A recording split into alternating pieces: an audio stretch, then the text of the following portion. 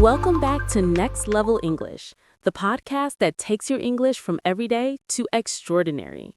I am Maya. And I am Tom. And today, we have something really practical and exciting lined up for you. That is right. Imagine this. You're standing at a busy train station.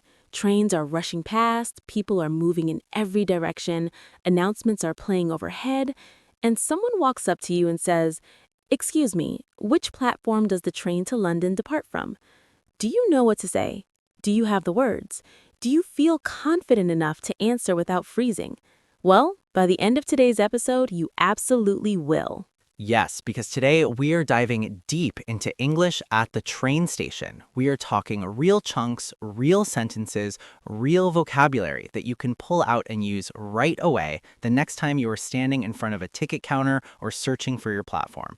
So, whether you're traveling in the United Kingdom, the United States, Australia, or any English speaking country, this episode is going to be your best travel companion.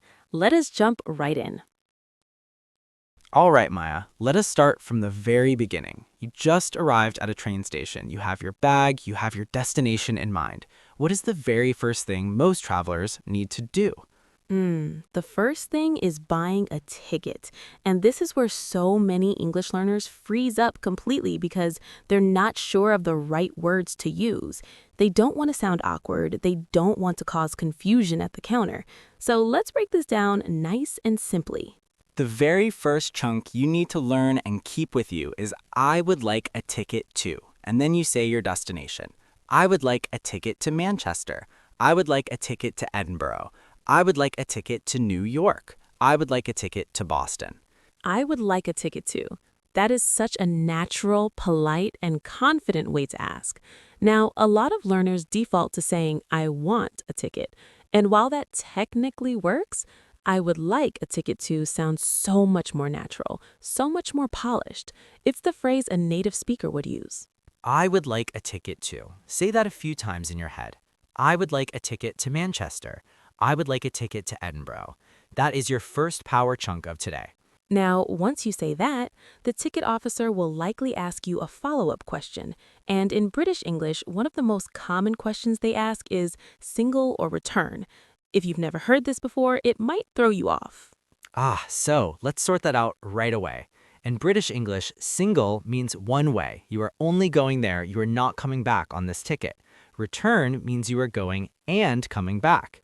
In American English, the same two options are called one-way or round trip. Single or return equals one way or round trip.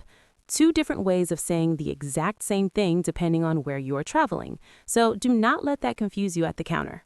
Single or return, one-way or round trip. Know both and you are covered wherever you go.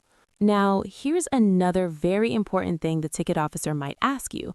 They might say, "What time would you like to travel?" Or "Which train would you like to take?" And your response could be something like, I would like to catch the 10 o'clock train. Catch the train. That is such a natural chunk right there. You don't just take a train, you catch a train. And catching a train always brings a little sense of urgency to it, right? It really does. Catch the train. I need to catch the 10 o'clock train. I'm trying to catch the morning train to Bristol. Catch the train is how a native speaker naturally says it. And what if you're flexible on time and not sure exactly when you want to go? You might ask the ticket officer, what time does the next train leave? What time does the next train leave? What time does the next train leave? That's a sentence you absolutely need in your pocket at all times. What time does the next train leave? You could also say, "When is the next train to Birmingham?" Same meaning, slightly different structure. When is the next train to Birmingham? Or if you want to know about travel time, you ask, how long does the journey take? How long does the journey take?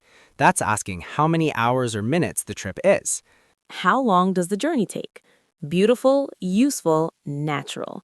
So at the ticket counter alone, you've already got 4 strong phrases working for you. I would like a ticket to, catch the train, what time does the next train leave? How long does the journey take? Run through those a couple of times. Let them settle in. Now you've got your ticket in hand. Next step, finding your train. And this is where train stations can get genuinely overwhelming, especially the big ones.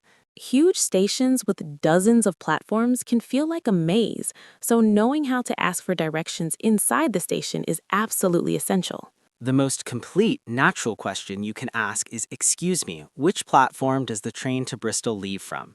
Which platform does the train to Bristol leave from? That's the full version. Which platform does the train to Bristol leave from? Or if you're in a hurry and need to be quick, shorten it to which platform for Bristol? Which platform for Bristol? Short, direct, and completely natural. Native speakers tend to shorten their sentences in busy or rushed moments. Which platform for Bristol is something you would absolutely hear a local say. Which platform for Bristol? Now, the person helping you might answer, it's on platform 4, or you need platform 4, go straight ahead and turn left. Go straight ahead, turn left, take the escalator, go up the stairs. These direction phrases are ones you'll hear all the time inside a big train station. Learn them and listen for them. And here's a very important chunk for those moments when things go wrong, when you're lost or running late. You say, I'm afraid I'm going to miss my train. I'm afraid I'm going to miss my train. That sentence, "I'm afraid," is such a polished and natural way to express concern or deliver worrying news in English. It's not just about literal fear, it's about saying something unfortunate politely. Exactly. I'm afraid the train is delayed. I'm afraid there are no seats in first class. I'm afraid you have the wrong platform. I'm afraid plus the bad news, that's the formula. I'm afraid. Polite, natural, very English. Use it and your language will instantly sound more fluent. I'm afraid I'm going to miss my train. I'm afraid the next train is in 2 hours. Say it, use it, own it.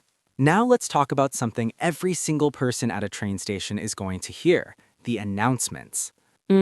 Train announcements. These can be genuinely tricky to understand, right, Tom? The speakers aren't always clear, the vocabulary is quite specific, and if you miss one key word, the whole sentence can lose you. Completely. So let's go through the most common announcement phrases so that when you hear them, nothing catches you off guard. The first one you'll almost always hear at a British station is, the train now standing at platform 3 is the service to London Paddington. The train now standing at platform 3. The train now standing at platform 3. Standing means the train is already there. It's stopped and waiting at that platform right now. That's your cue to get moving if that's your train. The train now standing at platform 3. A beautiful, formal piece of English, and you will hear it at almost every major British railway station. Another announcement phrase you need is, "This train calls at Reading, Swindon, and Bristol Temple Meads." Calls at. The train calls at these stations.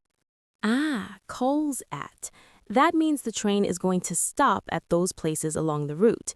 It is going to call in at those stations. Calls at is very specific to train and transport English. You will not really hear calls at in everyday conversation outside of trains and buses. It belongs to the world of public transport.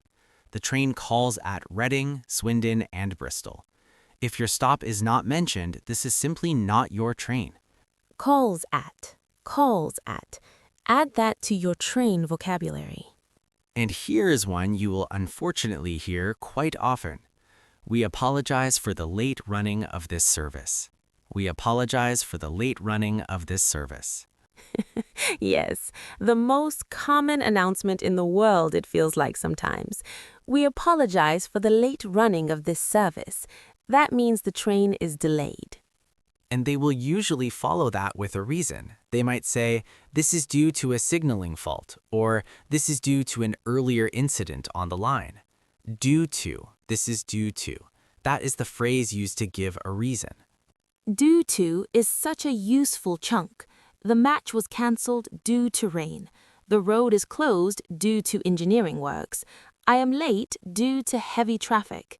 Due to plus the reason. Everywhere in English life, not just on trains. Due to, this is due to. Such a transferable phrase. Lock it in. Now, let us look at specific vocabulary words that belong to the train station world. Words you will see on signs, hear in announcements, and need when having conversations at the station. The first two go together perfectly. Departure and arrival. Departure is when the train leaves. Arrival is when it gets to its destination. The departure board shows you the trains going out. The arrival board shows you the trains coming in. Departure and arrival. Check the departure board, check the arrival board. You will see those big screens at any major station showing both. Then there's the word platform. A platform is the specific area where you stand to board the train. The train comes in alongside the platform and you step on. And then we have carriage. A carriage is one single section of a train.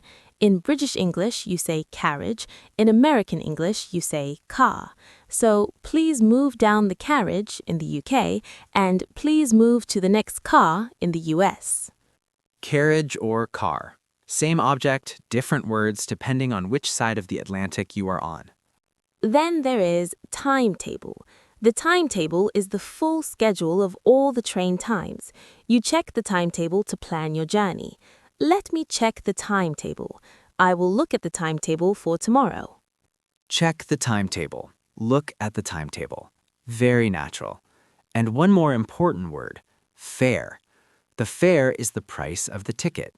The fare from London to Edinburgh. What is the fare? The fare is £45. Fare is the specific word used in transport. Bus fare, train fare, taxi fare. Bus fare, train fare, taxi fare.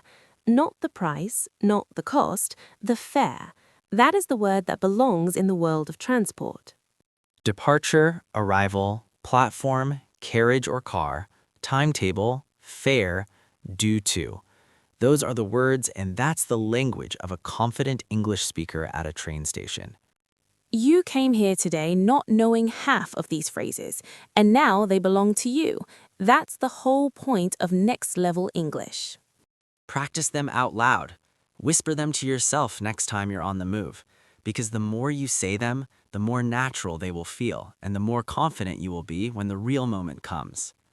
Thank you so much for spending this time with us today on Next Level English. If this episode helped you, please share it with a friend who's learning English or planning to travel somewhere exciting. And we'll be right back here with another episode very soon. Keep learning, keep practicing, and keep pushing your English to the next level. See you next time. Bye for now.